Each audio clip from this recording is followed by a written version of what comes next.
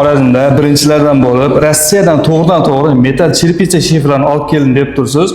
Bu shifrlarni oddiy shifrlardan nima farqi bor? Demir chiripitsalarimiz Yevropa standartlarına cevap beradi.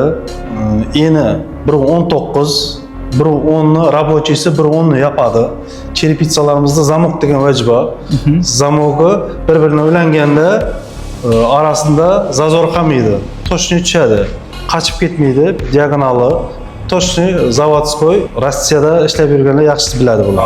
Afsuski mijozlarimizni 90% Rossiya, Qozog'istonda ishlab yurganlar ko'rib, bilib xarid etibdilar. Xorazmda ko'pchilik bu narsani bilmaganligi uchun Instagramda reklama etib ko'rsatishga qaror qildik. Agar qarang, masalan 5 yil, 30 yil arasida rangi qochib ketsa, nechta bo'ladi masalan?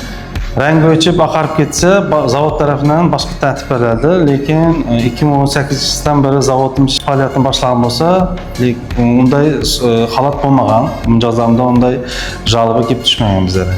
Chirpicha shifrlar haqida batafsil ma'lumot olish uchun sizlarning xizmatlaringizdan foydalanish uchun nima qilishim kerak?